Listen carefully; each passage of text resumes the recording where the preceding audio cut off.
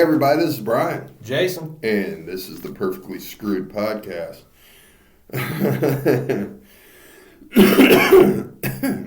First of all, let's go over the rules of the drinking game one more time, because what the episode we're about to do, I just have a feeling, because of the large amount of scientific terminology that's going to be in this episode, I might fuck up a little bit. It's very possible. Yeah, more than possible. So, if I fuck up a word or stumble over it or don't say it correctly, please feel free to take a drink. I'm actually not cheating today. I do have a beer. Got some Busch Light Peach. All right. It's delicious and refreshing for the summer. Nice summer edition. So, I was looking something up the other day, Jason. I'm going to crack this beer. Yeah, that's a fresh crack so everybody can hear it.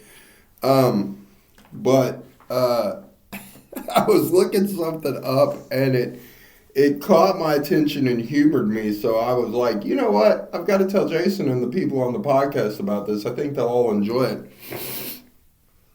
Some sexual fetishes that you'd never heard of. Uh-oh. Okay. So, the first one is called ballooning. Ballooning? Yeah. Okay, all right. And people actually do this, which is weird. Ballooning is the sexual fetish of balloons. And people who are involved in this are called looners. I can't make I like it. They get excited by popping balloons and rubbing them on themselves. Oh, wow. That actually went a different way than I was expecting. I thought it was going to be like some kind of sexual position or sexual act. No, they actually fucking balloons. Yeah. It's popping in them and then rubbing on themselves. Wow. So there's people sitting around popping balloons going, oh yeah, that's it. That's what does it for daddy. I would say these are people you probably don't want to invite to your child's birthday party. I know, they're making balloon animals. They're over there. Oh yeah, that's right. Yeah, twist it into a doggy, bitch. Twist it into a dog. Is there going to be clowns making balloon animals at the party? Then I'm not coming. He's watching the clown make balloon animals. Got a raging heart going. Jacking off in the corner. Oh yeah, that's wow. it. Yeah, that's balloon. it. What a looner. So you've heard of a golden shower, yeah? Oh yeah. Do you know what a Roman shower is? A Roman shower? No, I've never heard of a Roman shower. It's called emetophilia and involves the fact that people get aroused from vomit. Really? Yeah, they either watching others vomit or vomiting themselves gives them extreme arousal. Now that's weird. All kind of puke makes them horny. That's weird. See, like I'm the type, if I see somebody puking, like I'm puking. Yeah, I'm not getting a hard on. No, hard on, no. I've never been like, oh, that puking just does it for me, baby. Right. That's right. If you could just throw up all over my cock. You got the flu? Fuck yeah. You got the flu. I'll be right over, baby. Do it, baby. You give it to me. Puke in my mouth. Oh, yeah, God, it's gross. No. God, that's fucked up, man. I mean, a golden shower's fucked up. Yeah, but puking? But puking? Like, I'll let 50 motherfuckers piss on me at the same time before I'm letting anybody puke anywhere near me. Yeah, exactly. Dude, no. No, that's instant not hot. That's terrible. What the fuck is going on? Okay, the next one is called kleptolagenia. And it's where people get sexual pleasures and become extremely horny and aroused from stealing. So Stealing? yeah, they Alright. steal something Yeah, I can and see they that. get not me, but No, I mean, not, no. I mean, imagine I can you understand shoplift from Walmart. The cop Right. tries to arrest you. You're just hard as a brick. I can understand, like, the excitement, the thrill. Right, I get that, Yeah. but I mean, Not sexually aroused, obviously, but it makes more sense than fucking vomit. I stole some lip gloss. Oh yeah, Right. oh yeah, that's it. Yeah, I can see, the rush of it. No, I mean I see the rush, but Jesus fucking Christ. Yeah, I mean, it doesn't fucking... I'm not stealing something and running home to jerk it.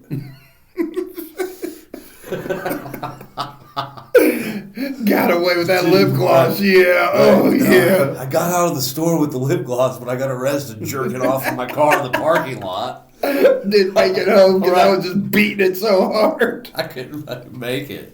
They caught me because I couldn't run. My dick was so hard from stealing that I just couldn't get away. Yeah, there's some fucking weird motherfuckers out there. Now the last one is called fornophilia, and it's basically BDSM, What is BDSM? bondage, sadomasochism. That's what it stands for? Yeah.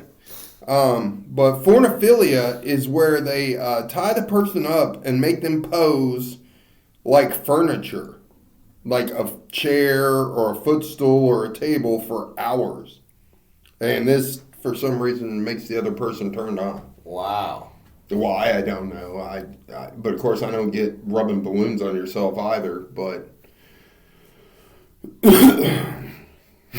Okay. Yeah, I mean, man. I mean, they don't do anything with I was them. gonna They say, just- like, what could possibly be its right. They just make them get naked, bound up, and pose as furniture. Go over there like a coffee table. Bitch. What the fuck? They don't even sit on them or use them in any way. It's just like Right. Okay. Yeah, that's I don't get it, but all No, right. I don't. That's wow. I know. I thought it was insanity too, but I was like, okay, sure. So, Well, okay. welcome to the podcast. Yeah, welcome to the podcast. If there's anybody out there that gets turned on by vomit, I certainly would like to know Yeah, please. what it is Please message that us. draws you to like that's. Ugh. We would love to Wow. know. Okay. So back to what we're actually talking about today. Now we've talked about this. Well, I don't know how far we went into this. I know we've talked about it. There we go. Well, Line there's 'em the up. first one. Please take a drink because I just fucked up talk. Welcome to the drinking game. Yeah, welcome to the drinking game The today. word is talked, not talkative. Yeah, you don't talk it. I can't believe it. I didn't even get to the scientific terms. I No. fucked up talk. I didn't figure you would. No, I fucked up talk. Right. Yeah, great. So please take a shot. Yep. Okay, here we are. So what we're talking, and we've talked about this before. We've talked about it in different podcasts, is the simulation theory or the simulation hypothesis. And if you don't know what that is, you can go back to some of our other podcasts and see where we've talked about the simulation hypothesis. But in a quick recap of what it is, it's basically where people believe we're living in a simulation, where Right. we're a construct of a computer simulation instead of being in reality. And the reason why we're going back to this is there has been some serious advances in modern quantum mechanics in physics that the more they look into quantum mechanics, the more it's becoming almost undeniable that we're living in some kind of a computer-generated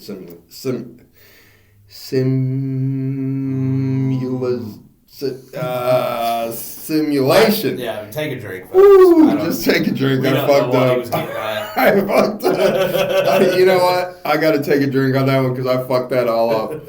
I was trying to say simulation, and I don't know where the fuck I was going with it.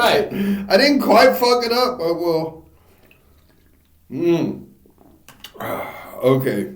Taking a drink of my beer because I'm an idiot. Okay, so, quantum mechanics and the simulation hypothesis has given rise to a lot of debates about it. The first one is quantum. Here we go. I'm going to fuck up a lot. Quantum superposition and simulation complexity. At the heart of quantum mechanics lies the concept of superposition, where particles exist in multiple states simultaneously until observed. And we've talked about this before. Basically, to break that down in layman's terms, is what it says is that until you observe something, it is not solid. Right, it's wave. It's in a wave form, right. Particles are always in a wave, like a wave of light, until they're observed. And then they become a solid matter, which would only make sense if you're in a computer-generated simulation. Thank you. And take a drink. There's number 3 for the day. I mean, I guess the truth of the matter is that nothing is at rest, right? Everything is vibrating, everything is moving. There's no such thing as solid matter. Unless you observe it. It's only solid until it only becomes solid, right, once there's an observer. Right. And which is odd, because if this was a reality that was 100% real, you would think that everything was solid at all times. Now, if it's a computer-generated program, it would make more sense for it to be in a wave function when it's not being observed, because to save space in the computer ROM, sure, you would not actually build the construct of, say, a table or a room unless somebody was in the room actually where they would have to see the table. You think of it like as a video game. Right. Like go back to like old school video game like Super Mario Brothers, right? Right. You don't you only see what you have to see on the screen. Correct. The rest of what you need, the rest doesn't pop up until you further yourself into the screen. even newer video games, same thing. It's just more seamless in the newer video games. Like as you go into a different area, that's when that area becomes real. Yeah. So until you enter that area into the video game, that area doesn't really exist. It's there, but it's in code. So it's just floating around as code. But as you enter it, then it becomes whatever it's supposed to be. You know, land, a house, what have you, as you enter that area in the game. And that would make sense if you're in a computer a computer construct. Yeah. Simulated construct. Yeah, thank you.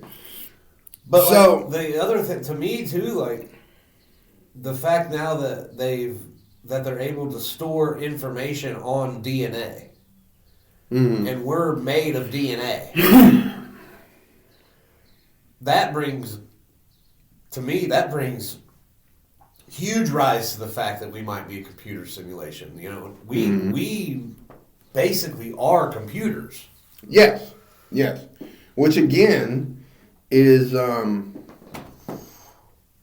point that, you know, if you can write into our DNA, and our DNA itself is basically a written program, and also you take into the fact that everything is based on electricity, and we're made up of electricity and energy, and that all plays into the fact that we're probably in a simulation. Right. Well, and the fact that as human beings, we are creating simulations. We're not far from, if we aren't already able to create a simulation like, say, The Sims, a computer game that's a simulated reality. The only thing that has to be done then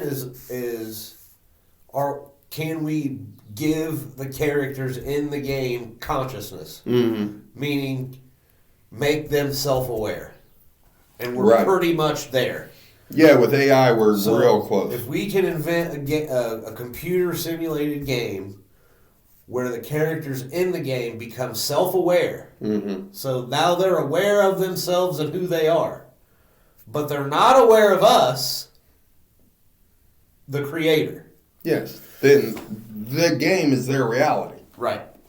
Right. Just like this game is our reality. You know, that's I guess that's my thing too. Like, are we in a simulation?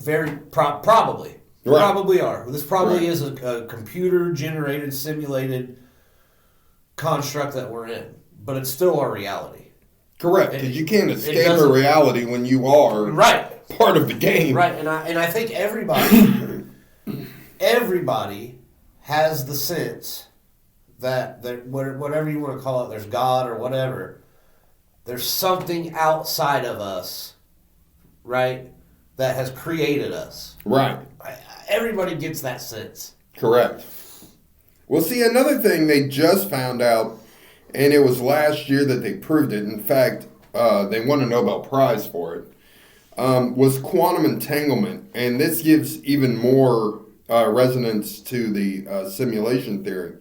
And I'm going to explain quantum entanglement, but I'm going to try to explain it quickly and in simple terms. It's actually kind of confusing if you go into extreme terms, but basically what they do is, and this is what they won the Nobel Prize for, you take one particle, okay, one subatomic particle, you let it break down until it becomes two particles, okay? So when the particle breaks down, the one particle, it becomes two different particles, okay? Yeah, just imagine cutting it in half. Right. Then they separate these particles by distances of extreme measures, distances that light could not penetrate. Okay? So, if, say, the one particle is 10,000 light years away from the other particle. Now, each particle has a spin, either up or down or side to side. What they found out is that when these particles separate, even by hundreds of thousands of light years, okay, when the one particle spins one way, the other particle instantly knows what the particle is spinning 100,000 light years away, so fast that it could not even be transmitted by light, Right. which is the fastest we know of. But the other particle spins in the exact same way. That's only possible if it's instantaneous exchange of information. And that's only possible if you're living in a simulation where those two are instantly know what the other one's going to do. Makes distance an illusion. Right. It makes distance, space, and time completely an illusion, which means that they don't really exist. They're just a construct that's added into the simulation to give us the what am I thinking of? The illusion of time. Right. The illusion of space and distance. And those don't really exist. Because if you think about it, in a computer simulation, the instantaneous exchange of knowledge would have to happen. Like, for the simulation to run properly, the moment you walked into a room, it would instantly, the computer would have to turn that room into said room. When you walked into another room, it would instantly have to turn into that room so that the computer could process it. Right. So space and time are just added into the simulation, but they're not real. And that would make sense if the two particles instantly knew what the other one was doing. Mm-hmm. Another one is the observer effect, which the act of observation influences the state of particles. And this idea applies with consciousness, and observations play pivotal roles in shaping our reality. So in context of a simulation, the observer effect becomes a compelling parallel, suggesting that our perceived reality is intricately tied to the act of observation within the simulated construct. Which again means if you're not observing it, it doesn't really happen. Right. So, based on, and that makes sense to all of us because, like we've said before, the way you see blue is not the way I see blue. Mm-hmm. We agree that it's blue, but I see it slightly differently than you do. The way you see this computer and table is a little different than the way I see the computer and table. And Right. each person, as they observe things, they observe it differently. And that, again, only makes sense if it's tailored to the observer. Right. And that would only make sense if it's a computer-generated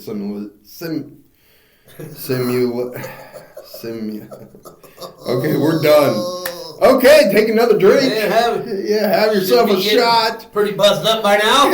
God damn. I can't, for some reason, get the word He just can't say simulation, folks. simulation. What's up? Thank you. Oh my God, I'm fucking up. Dude, I told you, and you know what's funny? I'm not tripping over the big words. It's simulation. Yeah. Simulation. I'm saying it like I fucking up over simulation and talk. Here I am taking another drink. Right. But yeah, I mean the whole the whole like observer thing, yeah, like I mean it's hard to wrap your mind around, but it's really not. You know what I mean? Things don't exist in solid matter, they exist in wave form. They break down into solid construct once you observe them. To me it's like the old if a tree falls in the forest and there's nobody there to hear it, does it make a sound? Well, no, it does not make a sound. Because there is no such thing as sound. Unless there's an observer with an eardrum that's there to break it down into sound. You know what I mean? There has to be an observer of the sound. If they're not there, it's just vibration. Right. It's just air. It's just air moving in a certain way. Sound only becomes sound once it reacts with somebody that can process it into sound. Mm-hmm. Right. Well, see, Heisenberg is the one who invented quantum mechanics. And his uncertainty principle also plays into a simulation. Because his uncertainty principle says you can know the speed of a particle, or you can know where the particle is in time. But you can't know both at the same time, which is true. You can't know where it is and how fast it's going at the same time. You can only know one or the other. Which, because of that uncertainty, that would play into randomness in a simulation. See, that would give us the thought that things randomly happen. When they don't randomly happen, they are certain, but we can't perceive them as certain. Right. So it's a randomness that is, again, programmed into the simulation to give us the programs a sense of free will, when in actuality we're programmed to act a certain way in our lives. Yeah. See? Yeah, again, giving, yeah. We And think we have free will, but it's an illusion. Mm-hmm. But see, all of this, the whole simulation thing, plays into quantum mechanics. And quantum mechanics, more and more, are getting proved as physics. Right. So physics is proving that quantum mechanics is the way that the whole universe is set up. And it would also make sense that we're growing or expanding as a universe. Okay, it would also make sense as the Big Bang Theory, because the moment of the Big Bang was the moment the universe was created. Well, that would make sense if the universe was a simulation. I almost fucked up again. Because there would be the moment of creation that this construct was created, which would be a bang of, information, boom, set here. it would also make sense that the universe is expanding, because as the computer generates more and more, it would, logically expand larger and larger, creating a bigger universe. And it's almost like, is it expanding, or is it just only as big as we're able to View it? view it? Yeah. Right. See, and a lot of people think that if we're not viewing the universe, it's not there. So these things that we see as distant stars and stuff is only created once we look at them. Right. To give us the sense that the universe is huge, when in reality it's very, very small. Well, in reality, it's because Doesn't exist. It doesn't exist. Distance Right. is an illusion. Right. Right. Well, I mean, based on the fact that everything's in wave form, when we don't see it, everything is an illusion. Yeah. Because, I mean, and to wrap your head around that is kind of hard, I think, because it means basically, if nothing is in a room to observe it, that room does not exist. So, like, me and you are the only people in this house right now. Everybody else is asleep. So there's nothing in my bathroom observing my bathroom at this moment in time. So my bathroom, based on quantum mechanics, is not there. Doesn't exist until I need it to. Right. The moment I walk from this doorway into the next room, then that room is there. Yeah. When me and you were sitting in this room is here. But right now, all the rooms on the other side of my house aren't really there. There is no room. No, they exist only in waves of potential. Yes, potential waves. Right. So they sit there in basically code until I walk into that room, and that's when they instantly form into the room that I observe it to be. Right. And Right. depending on who walks in the room is how it's observed. So, like, me and you both walk into the same room, you see it, again, differently than I see it, because it constructs differently for you than it does for me. Yeah. Yeah, very true. So each thing is constructed differently depending on who's observing it. Right. And depending on what's observing it. Yeah. Right. Yeah, it's a wild thing to think about, Yeah. It really is. It's hard to wrap your head And then around it's the like, fact that who nothing created exists. who created the simulation? Why did they create the simulation? Well, I mean, there's what's a the lot. point I mean, of the there's simulation? there's lots of theories on the point of it. One, it could be a game. Yeah. It could be a game, and Maybe there the could point of the be. simulation is to put conscious beings in the simulation for the sole purpose of figuring out that they're in a simulation. Right. Or it could be a game for a very advanced race.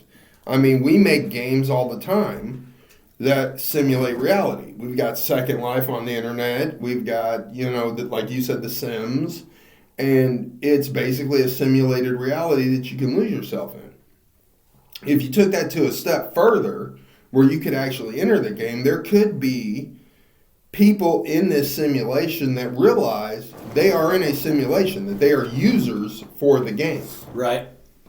Okay? And I mean, it would be an amazing game. Think about it. If you could be Putin and control the whole Russian army and invade the Ukraine, that would be a great fucking day of the game. You know what I'm saying? Yeah. If you could be Trump or Biden or a movie star in the game, you know what I'm saying? Now, you wouldn't tell any of the other people, hey, we're in a simulation, guys.